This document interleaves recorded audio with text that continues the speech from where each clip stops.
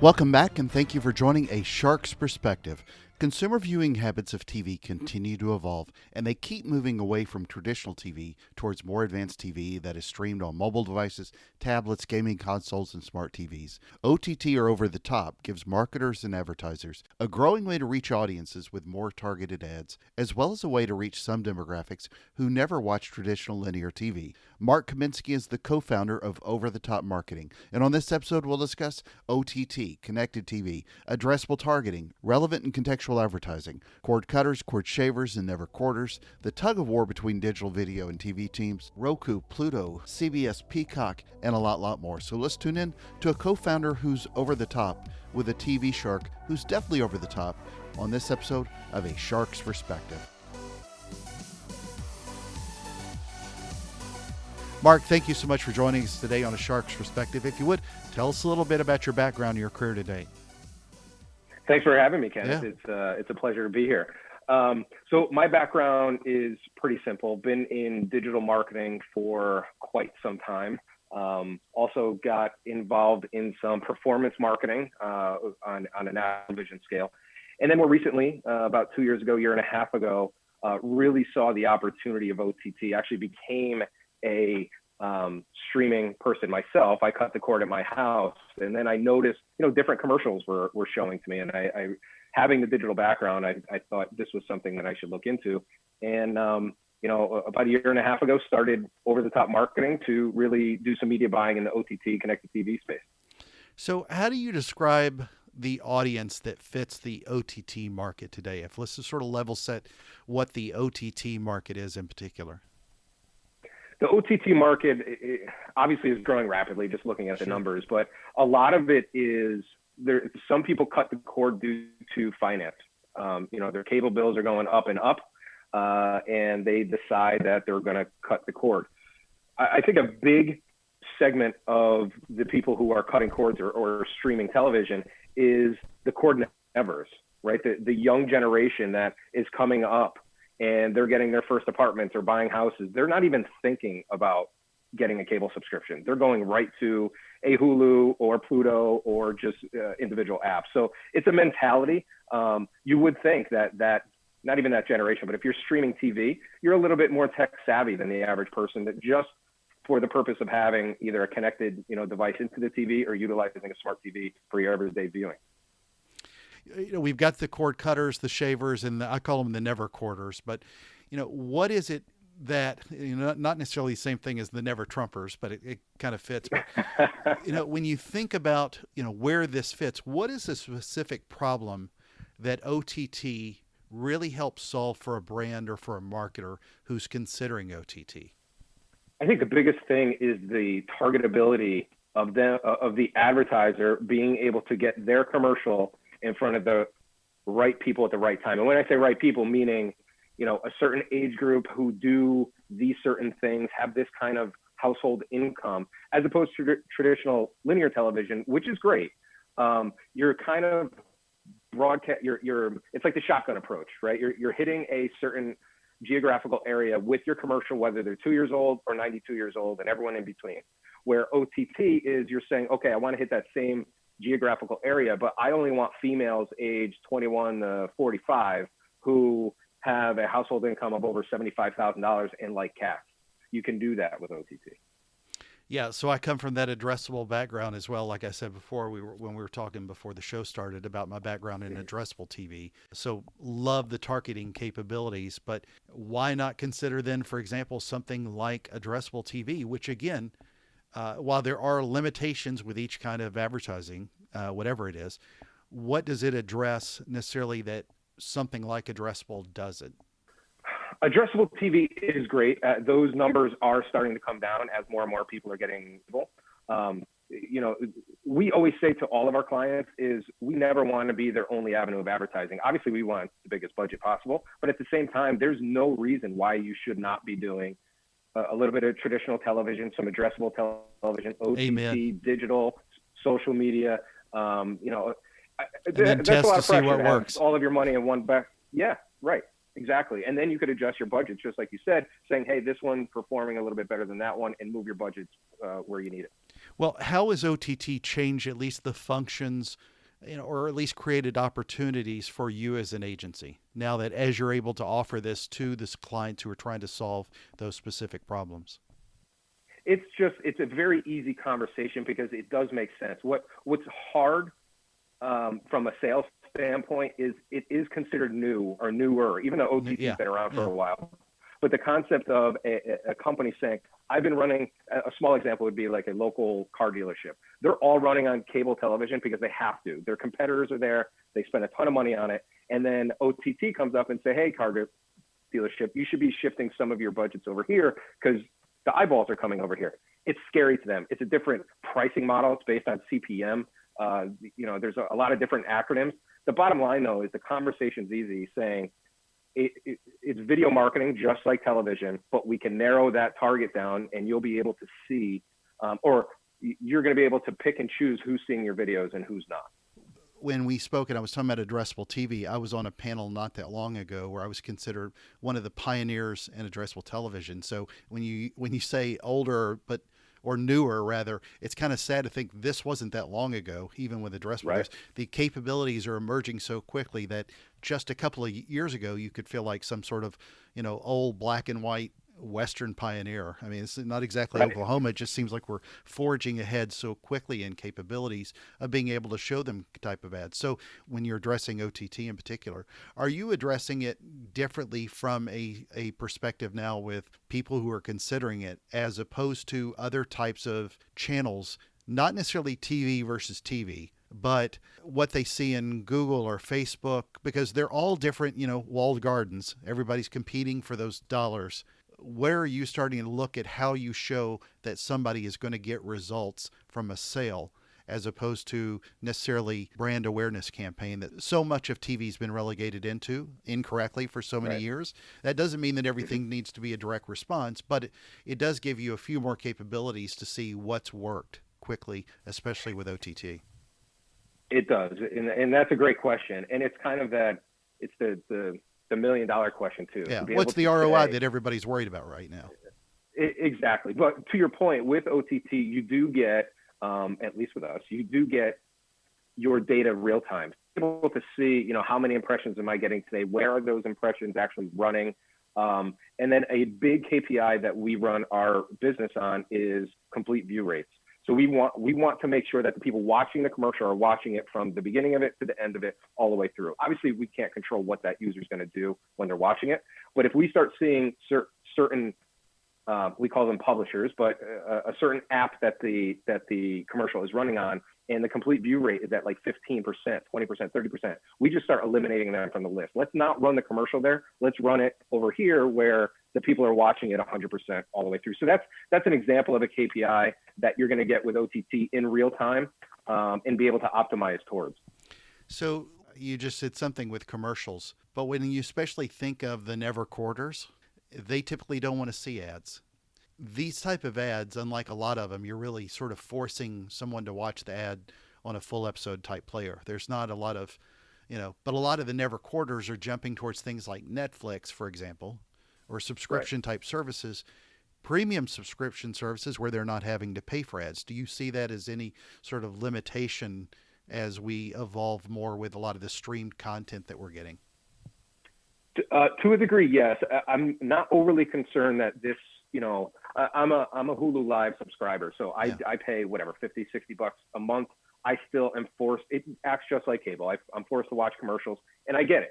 I mean, we're going into the land of not being able to pay attention for longer than a minute to anything.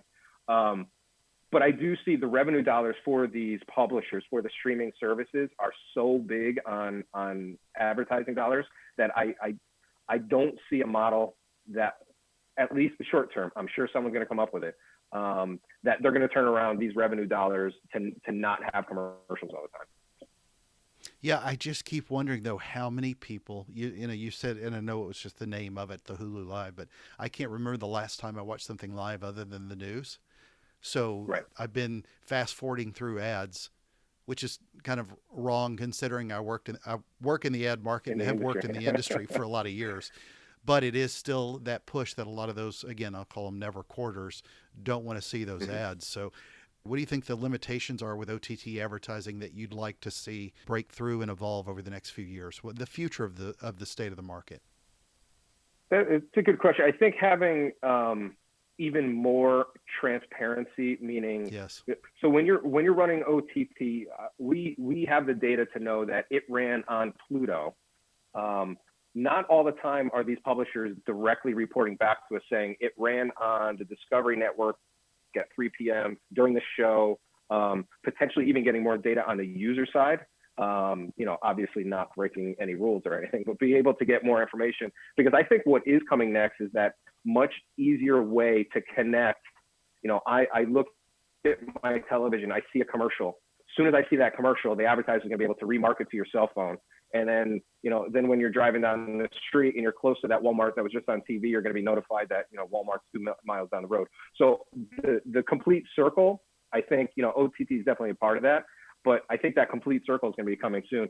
Some people, users, might not like that. It's kind of Big Brother-ish, but I think that's where it is going. Well, and to that point, I think another one of the things that's going to continue to happen, having worked for a big data company and being very sensitive to data privacy, I still think we're going to run into some issues, despite what we want to do as advertisers to be able to optimize off of a TV ad and then retarget or something on social and everything else. That's independent of somebody picking up a Bluetooth conversation, but and then start targeting the ads that way. But I'm very interested to see where the market evolves from a data privacy standpoint. How could that potentially impact what we're doing in advertising with what we're able to actually see today?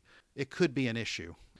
It's one of the biggest things, and it's a hot button topic for me where I speak at a lot of conferences about digital marketing and TV, that convergence.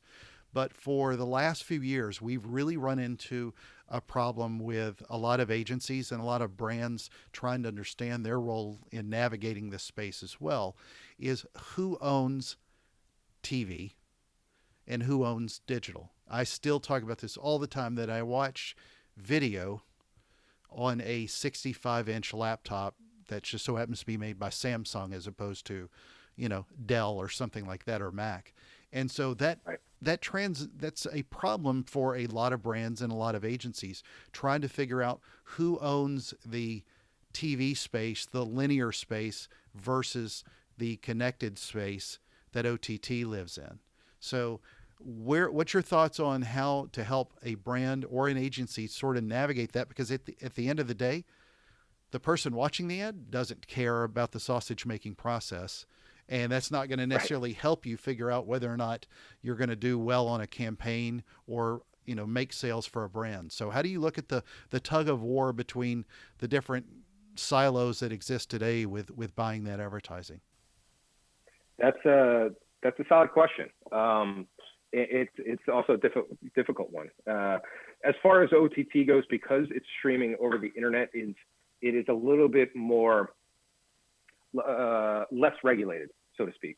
An example would be on traditional linear television, you cannot advertise, and even on Google, you cannot advertise CBD, cannabis, as an example. On OTT, there are publishers out there, and a significant amount of them, that will accept it. Why? They're not being regulated by the government, and they're a private app, so to speak, and they would allow certain material to go onto their platform where others won't. So I think that's an example of the differences. OTT, it's kind of that interesting thing to say, is it television? Is it digital marketing? I truly believe it is a combination. I think the way you said it, I watch video on a 65-inch laptop and digital kind of all together. I don't know if there are clear lines. No, they're getting more blurred continuously.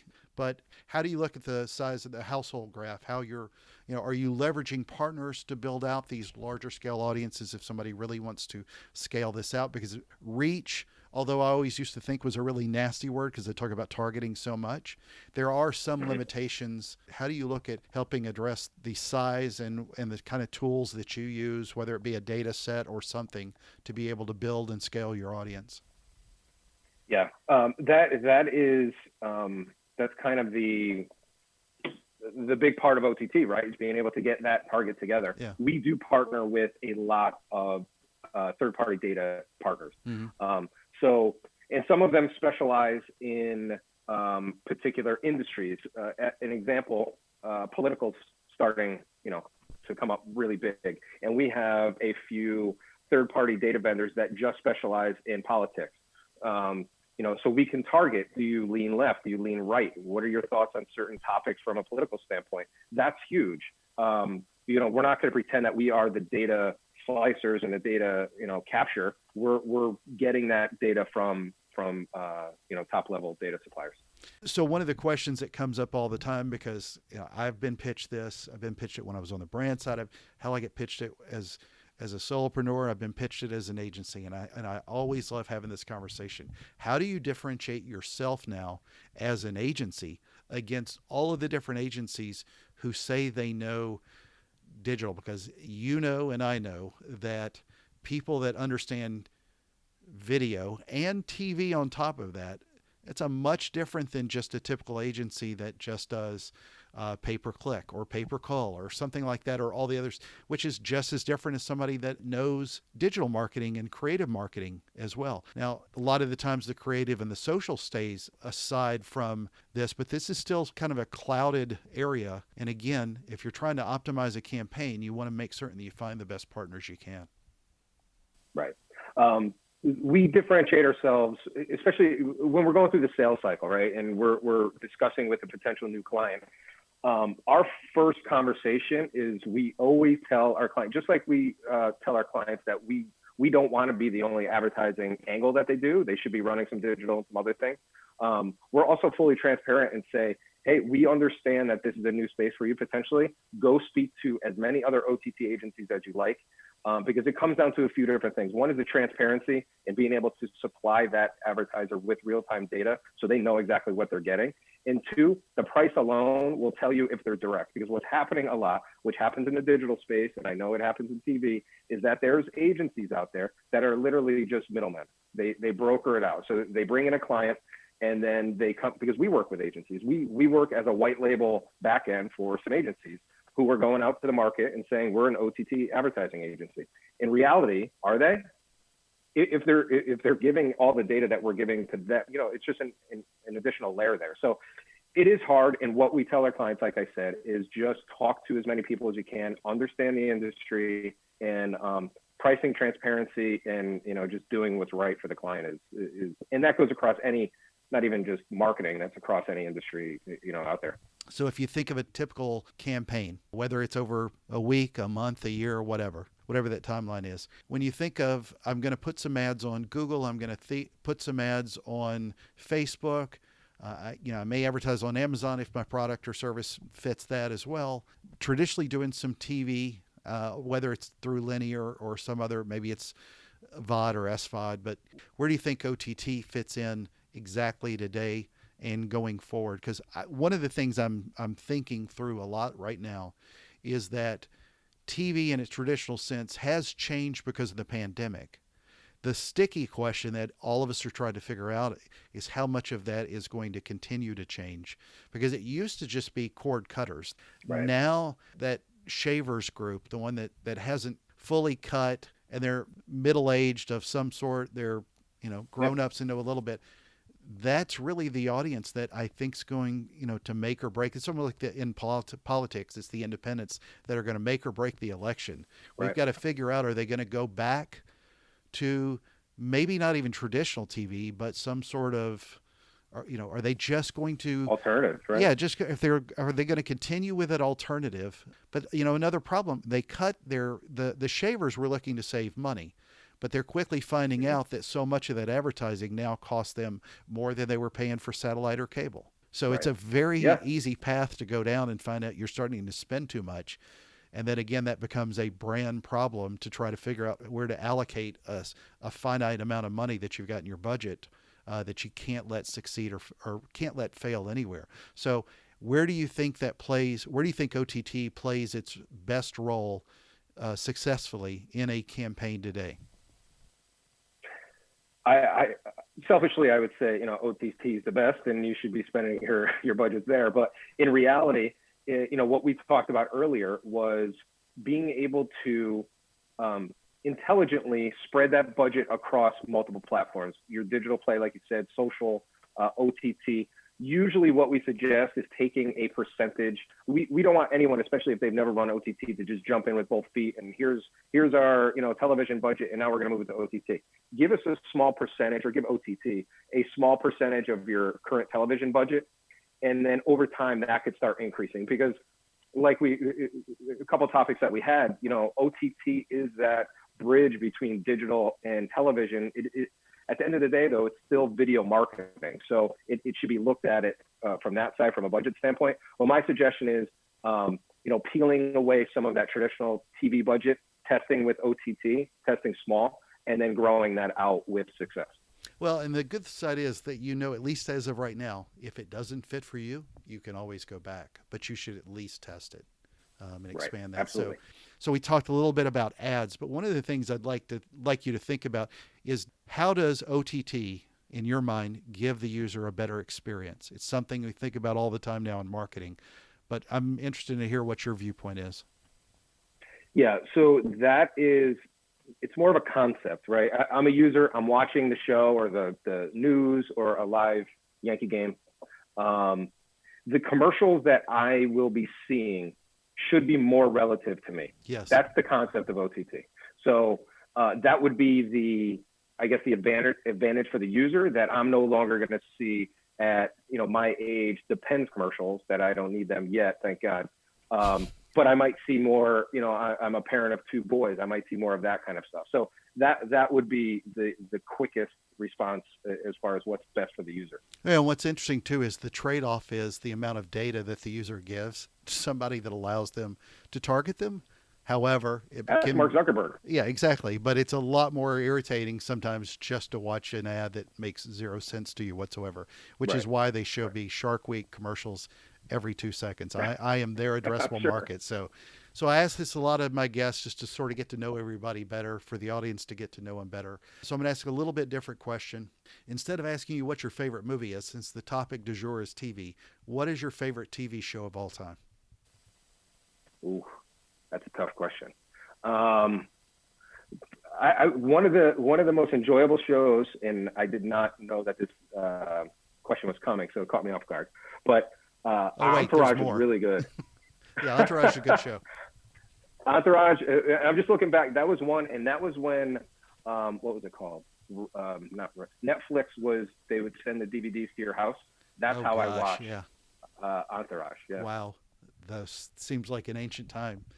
Well, so I do ask this of all my guests because this show is called The Shark's Perspective. My nickname is Shark, has been for a long time.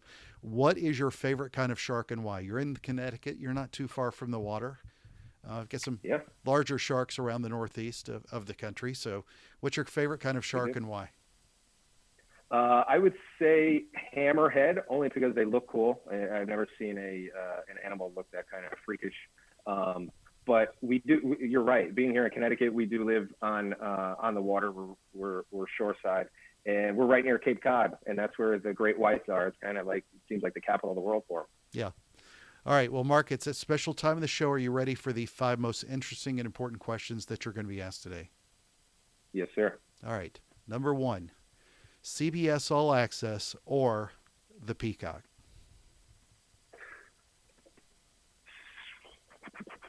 Peacock's free CBS as of right now. So It is. I would go CBS. Yeah, same here.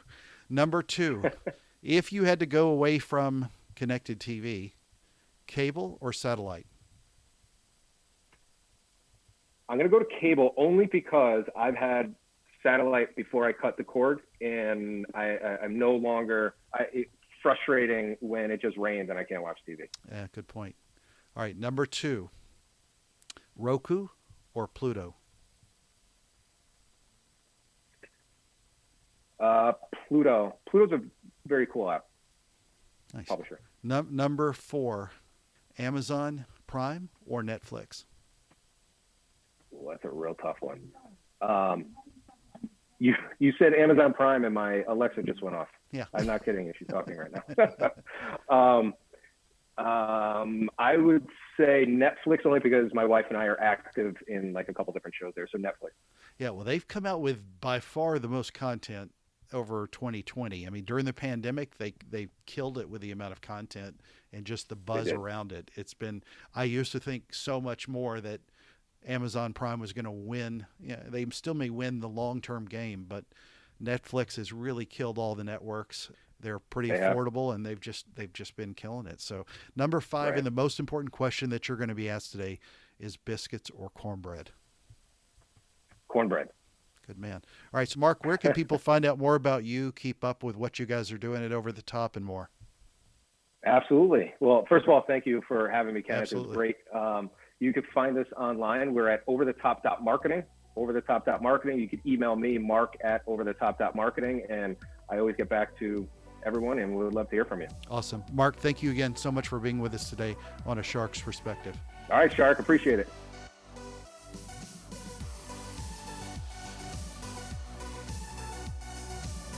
So there was my conversation with Mark Kaminski, the co-founder of Over the Top Marketing. Let's take a look at 3 key takeaways from our conversation with him.